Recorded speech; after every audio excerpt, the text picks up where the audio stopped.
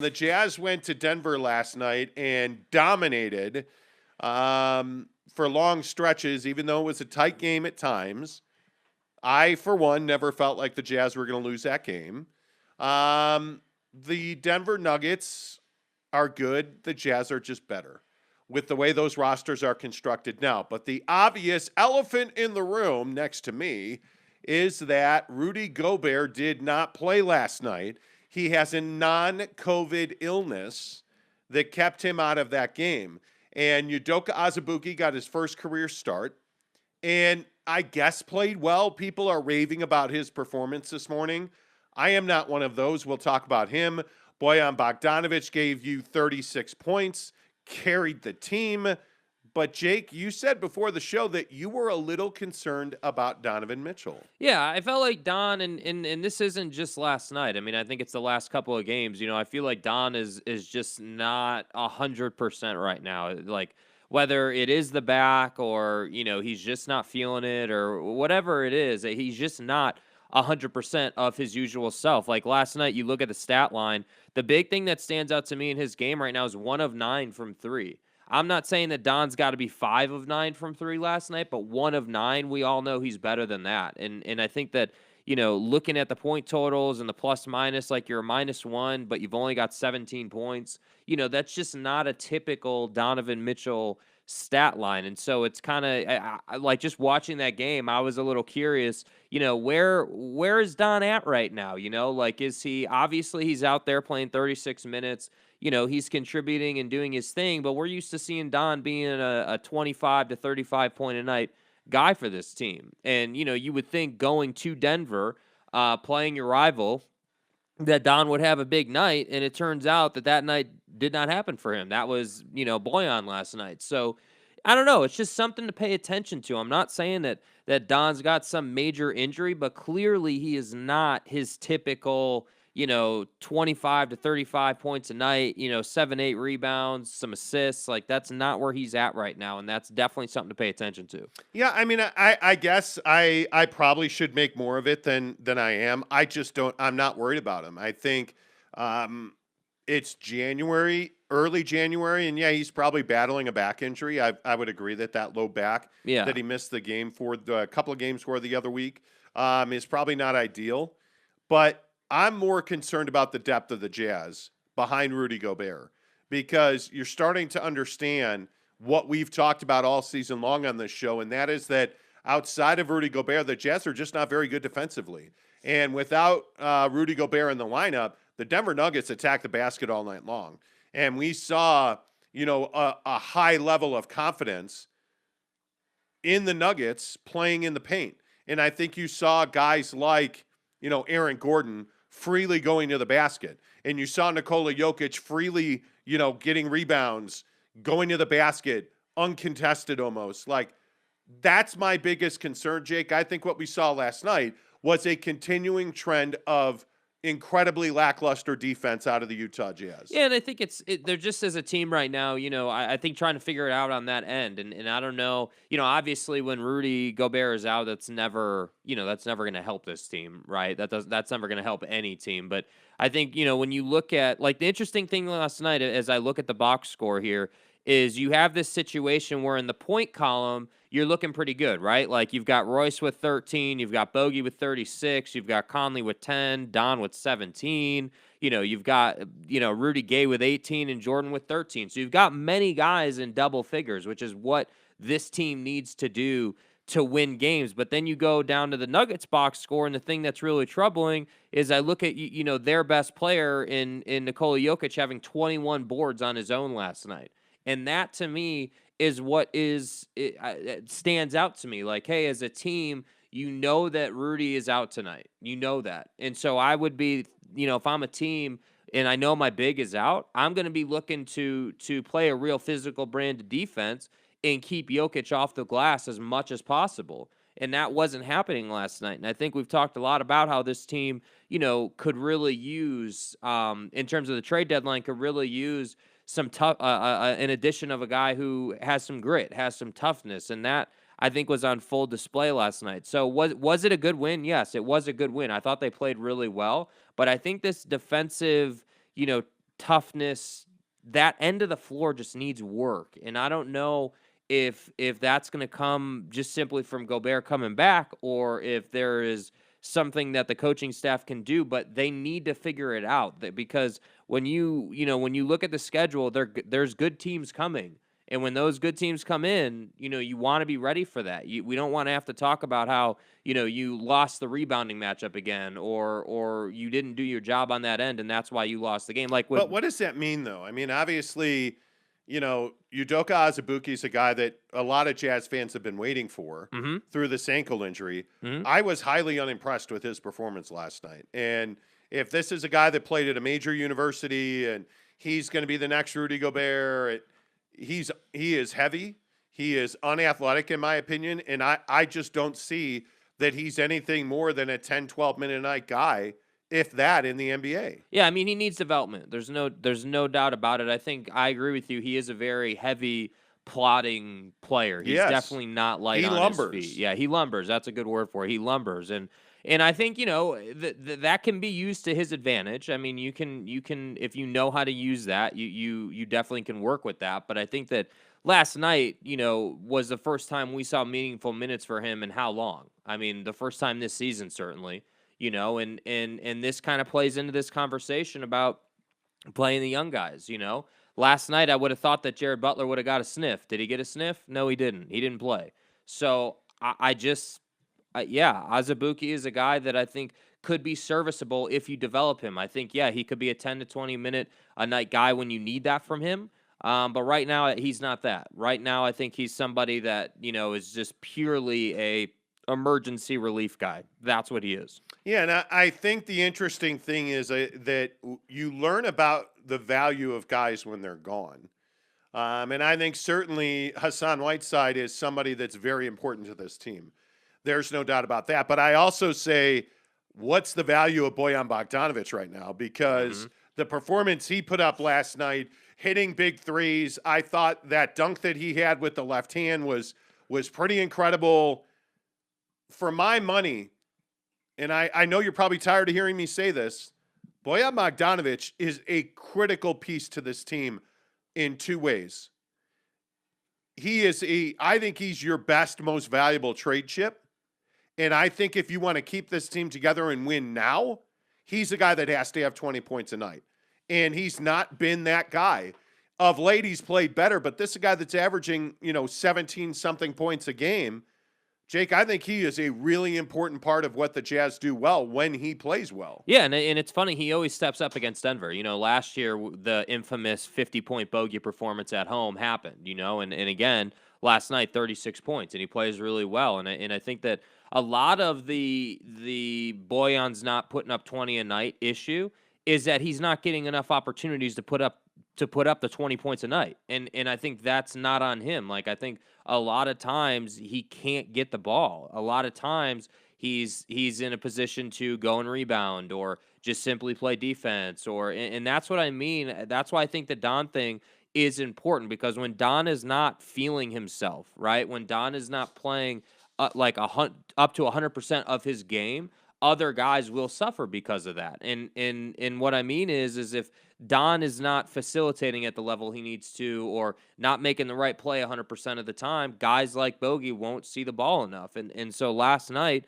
you see, Bogey gets the ball a lot. He's putting it in the cup. And I think, I agree with you. If this team stays together, Bojan Bogdanovic needs the ball more. And it's kind of funny, early in the year, they were trying to run the ball through him on the block. We saw that was something that they were really trying to do, and that hasn't really been a thing lately. They've just been kind of run and gun, like the second unit really hasn't been running any kind of offense at all. So I don't know. Again, I find myself as we go through this conversation feeling like, man, maybe this team needs a bit more structure put in place, because defensively, there doesn't seem to be a scheme or a game plan. Offensively, a lot of the time when you watch this team, it seems like they're just kind of in the flow of the game. There's not a real set being called or anything like that. So it seems like maybe they need more structure. Yeah, I don't know. I'm curious if Denver ever gets Murray back, ever. Like, ever. Yeah, I don't know, man. Because that's, I think, what they're missing. I mean, that's a really good athletic team, but, Will Barton and Monte Morris and I mean, the guards they run out are fine, but Murray's an MVP caliber player. And I think we saw in the bubble a couple of years ago, and now that they haven't had him, how important he is to them. But make no doubt about it, this is a really good win for the Jazz. Yeah. I mean, there's no way to spin this. I still wonder out loud, why does Quinn Snyder not play guys more? Why does he? Because, excuse me, you look at the guys that he played last night. Yeah. Look at the names that got minutes last night. You know, Eric Paschall, and he didn't give you some huge contribution, but it's good to see him out there. Yep. He's a physical, wide-body guy who I think can contribute on a regular basis for this team. Again, I'm not saying 20, 30 minutes. I'm saying 10 minutes a night. You're telling me this team doesn't have 10 minutes a night for Eric Paschall? Yeah, last night plays 13 minutes, you know, in a game where you're obviously missing guys. And I really feel like, you know, his presence out there is much needed. Like, I feel like his ability to run up and down, but also be this physical, you know, bump and body kind of player is really nice to have. I mean, even just in his 13 minutes last night, again, not a big game, 3 points, you know, couple of rebounds, you know, gets to the line. That's all you're asking him to do. Rebound, be physical, get to the line when it's warranted. Like, that's all you need him to do. And I think that Eric Paschall can be a nice change of pace from, you know, Gobert or Hassan Whiteside. Like, I think there's nothing wrong with, for a 5 to 7 minute stretch, running that small ball lineup out there and putting Paschall in there and seeing what that gets you just while you're spelling those guys. Why not do that? Why not do it? I mean, don't understand. You know, and there, you can't tell me there's not teams in the league. I know for a fact there's teams in the league where like, you know, let's say Atlanta, who doesn't really have that true traditional big on their team. Why wouldn't you run him out there against a team like Atlanta, or when the matchup dictates it? And that's why I say, like, you know, I'm looking at, like, Rudy Gay last night has a really nice night last night, you know, plus 14, 18 points, 4 of 7 from 3. That's a nice night out of Rudy Gay. And what you see, though, is it takes him 30 minutes to get to those totals, which tells me that Rudy Gay needs more minutes so that his game can pick up. Because if you can get 18 to 20 points a night out of Rudy Gay in under 25 minutes, that's when you know he's dialed in. So I think he just needs more minutes. Yeah, it's surprising to see. Yeah, I don't know. But I mean, we've harped on this for a week now. I want to see more than 7, 8 guys play when they're at full capacity. You know, I still maintain, and I know Jazz fans will hate this too. I mean, I just don't know what Trent Forrest's upside is. You know, again, a game where he just does not contribute. You know, and so it makes me wonder as we play automatic ads. It makes me wonder what his upside is. And I know that there are a lot of Jazz fans who are like, I can't believe they traded Oni. Well, what were you hanging on to? What are you hanging on to in Trent Forrest? And I think that's part of the discussion about who you keep and who you dump. I don't know that you have a lot of value at the end of this bench. Yeah, well, I think the problem at the end of the bench is, like, you look at these names like Trent Forrest, Jared Butler, Elijah Hughes, Eric Paschall. Like, these guys that sit on the end of the bench are question marks because you're not playing them. The reason they're question marks is because you don't know what you can get out of them because you're not playing them. That's the biggest thing. I'm not saying that Eric Paschall needs to get 25 minutes a night, right? Nobody's saying that. Yeah. Like 10 minutes a night for Eric Paschall. Use him to spell guys, right? Like, I look at Trent Forrest. I think Trent Forrest could be, you know, I think Jared Butler's a better player than Trent Forrest, but I think Trent Forrest has a purpose. You know, Trent Forrest is the guy that can play when the injury bug comes around the team inevitably, because that will happen. The problem is this is the first time we've seen Trent Forrest in how long? I mean, honestly, like, meaningful minutes in how long? So, yeah, I think, you know, at the trade deadline, you know, as we go through this conversation, I'm like, yeah, I mean, if you're not going to play these guys, why not move them or have them in conversations or try to leverage them? Yeah. Why not? Because they're just sitting here rotting, basically, and that's not fair to them at all. So, yeah. And they, you know, by the way, a small footnote that you tweeted at me yesterday on Shams is they signed Daniel House to a 10-day contract. For what? You know what I mean? Like, fill a roster spot, I guess.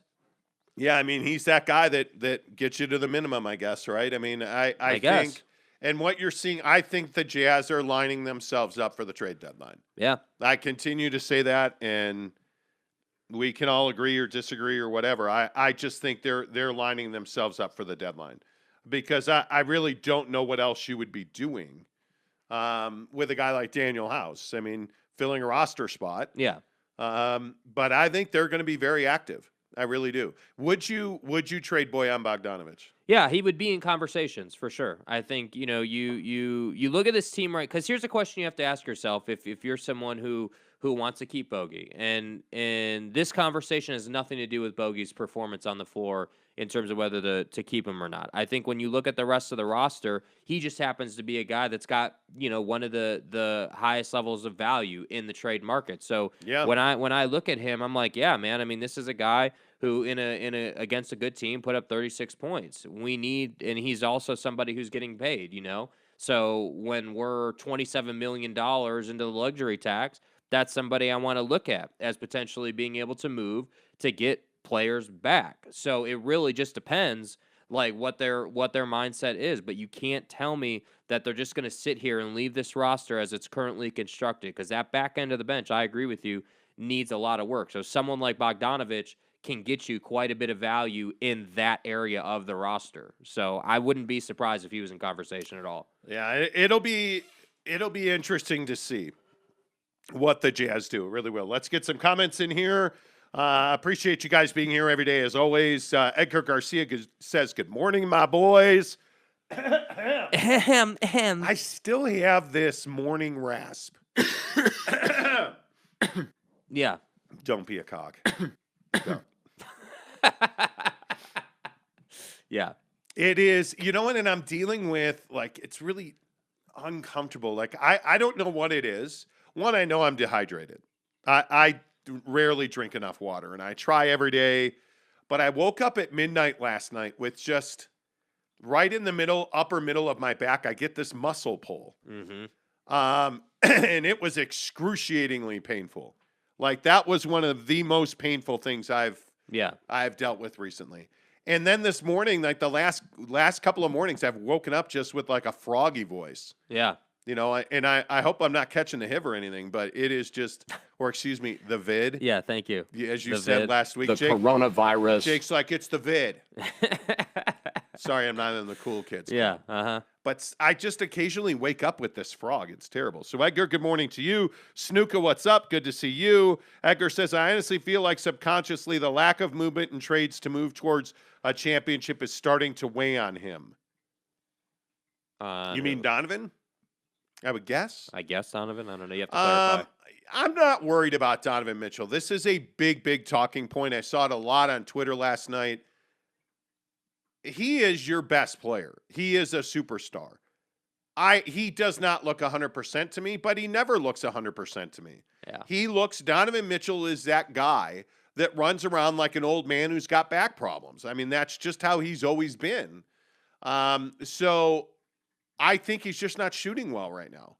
I don't know how else I don't know how else you describe that. I mean, are you genuinely worried about? The 1 of 9 from 3 is concerning. 1 of 9 from 3, and he hasn't been shooting the 3 well. This isn't his first time not shooting it well.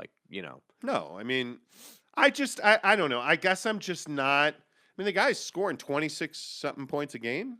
Yeah, but and maybe he just had a bad game. Hey, maybe I'm overthinking it. But 17 -1 overall. 1 of 9 from 3. Like, you just didn't look good last night. 34% from 3 on the season.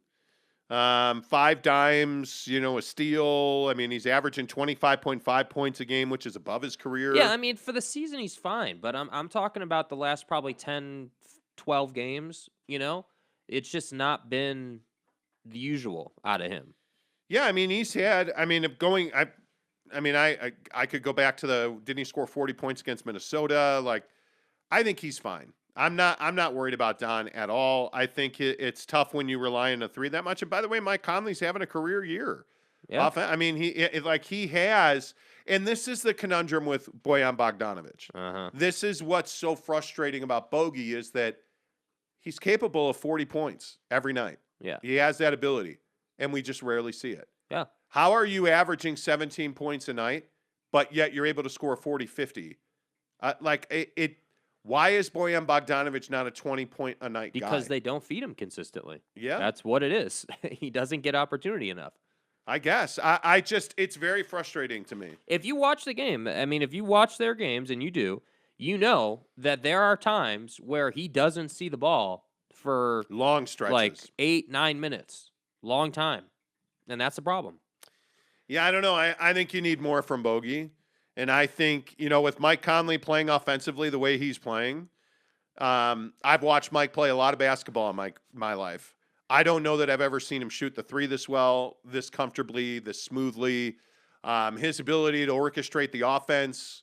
I think maybe I'm over bloviating on Mike Conley, but I really feel like this is a career year for him. I mean, and I haven't looked at his numbers, but I mean, I just think he's playing as well now as he has ever played, and he is. I mean, I think he absolutely carried you to a win over New Orleans. Mm-hmm. I mean, I just think you have other offensive, abilities on the floor on this team. It's always defense. I mean, it's probably a waste of breath. It really is. James Knight says Rudy Gay played more high pick and roll and pop, which gave him open looks when they collapsed. Yeah. By the way, again, where's Jamal Murray? Yeah, I mean, he's close to coming back. Yeah. I mean, he's throwing down windmill dunks. Yeah. In practice, and he'll be back. They need him. Yeah. They really need him. Jeremy Bolton says, "Word, Monty's sounding like Mutombo." Shout out to Mutombo. Shout out to Mo Bamba. Okay. How about Mo Bamba dunking last night on Joel? Yeah. That was all right. MGTV says, "Haven't watched the show in a while. Merry Christmas, Happy New Year's, everybody." What's up, MGTV? The Not Guy says, "It's like that episode of Curb Your Enthusiasm. Monty has a pube stuck in his throat." A pube. Wow. Okay. Wow. Let's move on. MGTV says, "I believe you guys are overthinking it. He just won Player of the Month with Donovan." Yeah. Yeah, probably. Yeah. The Night Guy says Don's mid-range was smoking fools in the third, though. Yeah, they got hot in the third for sure. Yeah. Yeah, I would agree with that. Edgar Garcia says, "I'm excited to see what happens at the trade deadline. Something needs to happen." By the way, did anybody see that Ryan Smith bought the Real Salt Lake? Mm-hmm. Him and a partner bought Real Salt Lake yesterday. RSL. I mean, what did you think when you saw that? Like, what was your feeling? I was a little that? surprised. I mean, I didn't really see that coming, but obviously he's a passionate sports guy. Well, and I think he's clearly committed to Salt Lake City. I mean, yeah, and Utah in general. Yeah. You know what? I wonder. I do wonder what. Like, is money endless? That's the first thing I thought of when I heard that Ryan Smith was buying RSL, and it makes total sense. I thought to myself, he's a billionaire, but at what point do the billions come to an end? Like, it'll be interesting to see where he, and how he changes course with the Jazz, if at all. And I don't know that he will. No, I don't think he will, and I think that's probably why he bought it in partnership with somebody, because the buying it alone is obviously way more expensive than, splitting.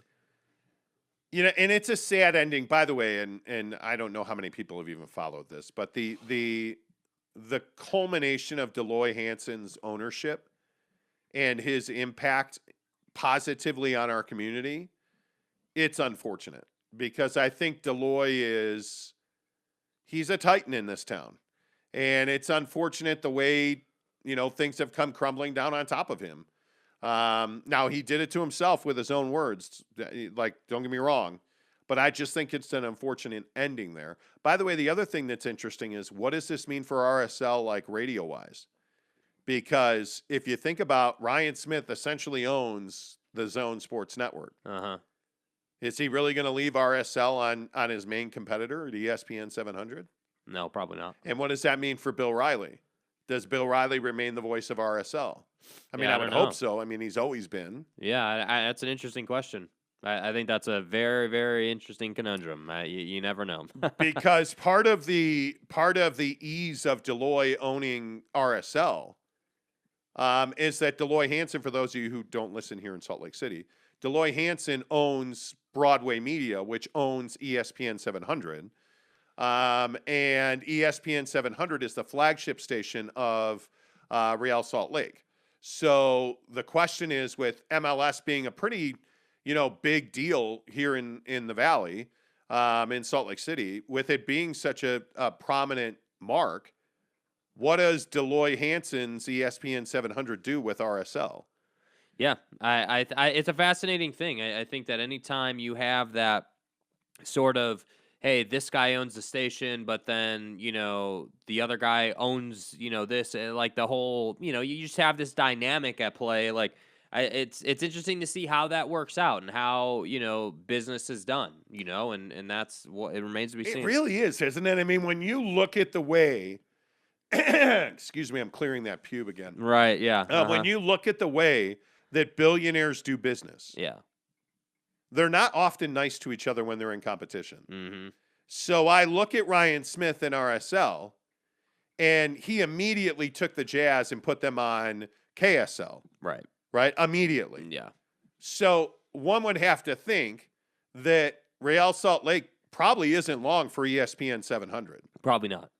No. I mean, one would think, right? I don't know what their contract is. And what does ESPN 700 do from there? Yeah, I don't know what their contract is. I don't know what that setup is. But if I'm Bill Riley, that's a really uncomfortable position to be in, because currently Bill Riley is the voice of the Utah Utes, football and basketball, Avi, and he is the voice of Real Salt Lake. And so you have both of those products and both of those, properties are on ESPN 700. Yeah. Now, what happens if Real Salt Lake is not? And it's on the Zone Sports Networks or it's on KSL. Well, my guess is that Bill wouldn't be doing it. That would be my guess. Man, but that would be surprising. I mean, there just by nature of switching stations and all of that, I just would think that's how that would play out. I don't know. That just having a bit of industry experience, that to me seems how that would go. It's just odd to me that you wouldn't have an RSL game without Bill Riley. Yeah, I mean, it's definitely a big change for the fans, no doubt. I mean, it's definitely a big change for the listenership, but I think there's no way that you're going to, take it off of 700 but still have Bill be the voice. I just don't see that happening. Yeah, because for those of you who don't know also, Bill Riley is the program director and the afternoon host at ESPN 700. Yeah. Which is, again, the home of Utah athletics. Mm-hmm. I mean, it just would be, he's so ingrained there, but he's also so ingrained at RSL. Yes. It'll be interesting to see how that plays out. All of this because Ryan Smith bought Real Salt Lake yesterday. Stud. So his group, he's part of a group that bought Real Salt Lake, and he's the alternate governor. His partner will be the governor for RSL. Yeah. So it's a very interesting political situation. Yeah. Very interesting. Yeah. Where does RSL fit into the sports landscape here? Man, I think it depends. First of all, I think it depends where in the state you live, obviously. Yeah. I think in the Valley, it's probably, Utah, BYU, right? I think football. Number one by far. Football is always, right? king. Is that accurate? BYU and Utah are more popular, would be ranked ahead of the Utah Jazz in Salt Lake City. I think so, yeah. I would have as well. to think so because it's football. But, so either way, those two are 1-2 either way, however you want to stack them, right? Jazz, Utah, and BYU, those two are the top two either way. But then I think you have this melting pot of several options, including RSL. So, like, you've got the Utah Grizzlies, you've got the Salt Lake Bees, you've got RSL, obviously you've got Utah State, you've got several, other options. So, like, to me, I think it would have to be RSL after those two, and then you've got the Grizzlies and the Bees. That's what I think the stack would be. I think if the Utah Jazz win a championship, I think they would instantly become the number one here. Mm-hmm. but I don't think that's going to happen probably for 2 to 3 years. I think by far BYU and Utah are number one. And I think BYU is with all due respect to the Utes, I think BYU is significantly ahead of Utah here. Mm-hmm. Just because of the church and the fan base and the size and the scope of the fan base. And now going into the Big 12, I mean, if I had to rank individual properties here, I think it'd be BYU, Utah, the Jazz. And then the interesting question is, does Utah State have more fans than RSL? I don't know. Are you? I'm dying now, dude. You got that? I'm dying, dude. Now pass that you pube gave over me to the. you? Yeah, I mean, you gave it to me now. Yeah, bro. You gonna make it? Yeah. See, but this is what I always tell you. Why do you drink carbonated energy drinks? It has nothing to do with the carbonation. Yes, it does. Dude. I'm telling you, when you have a cough and you've been down on dudes all night, and you got. I've been down on dudes all night. What? Y'all want to play? Anyway, does Utah State have more fans than RSL? I don't know. That's tough to say. I think they're probably on the same playing field. They're very level. I think RSL. I'm dying. Don't die. RSL in the Valley, I think, has a pretty big fan base. Jeremy Bolton says BYU 1, Utah 2, Luca's mom 3, paint drying 4, and RSL 5. So you're saying that you're not an RSL fan. He also says, I think Caruso makes the Jazz a championship team. I think he would too. What are you laughing about? Always a Caruso bomb. Oh, you think he was kidding? Yeah. Oh, I thought he would. Yeah, I mean, he'd instantly be their best defensive player outside of Rudy Gobert. Right, of course. So I actually thought he was serious. Oh, okay. But I think if I had to rank, I think I would rank Utah State even with RSL. Okay. That's what I think too. And then the obviously. Bees, the Grizzlies, that They're in the background. Weber. Yeah, they're in the background. Yeah. I think everybody else is behind. Yeah. But I think it's BYU 1, Utah 2, the Jazz 3, and then really everybody else, But the Nye Guy says, I still say we could easily carry a pro football team. Look how many Ute fans were at the Rose Bowl and how rabid they were. The Utah Chargers has a nice ring to it. The Utah Chargers. Would they get their own stadium? They would have to have a new building, right? Yeah. But and this is always an interesting conversation. And again, for everybody that watches and listens to this show outside of Salt Lake City, this is a massively emerging market in Salt Lake. There are just so many people moving here. And I do think with the money that is here and the land that is available, I think this town could support a professional baseball or football team. Yeah. I do. Yeah. I think the support for RSL, I think certainly the support for football in this town. I think the support for the Jazz shows you everything you need to know. I mean, that building is sold out consistently. Well, and this town does love its football, but I don't see the NFL expanding. And I mean, what NFL team is having trouble? I mean, they're not. I mean, if you look at the Chargers certainly would be the one, as the Nye Guy said, because they don't have their own stadium. But if you look at the stadium set up in Los Angeles, I mean, easily SoFi can handle 2. Yeah. You look at the Raiders' move to Las Vegas, brilliant. It has worked out very well.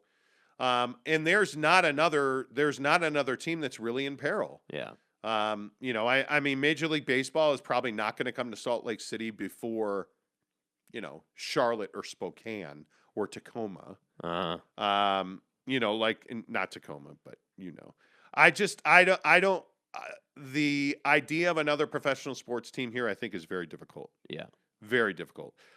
James Knight says the Jazz are only a piece or two away from a chip, but it makes it hard with the little room to move. Yeah. Agreed. They need defensive help. And that's why I'm serious about Alex Caruso. He'd be a wonderful fit here.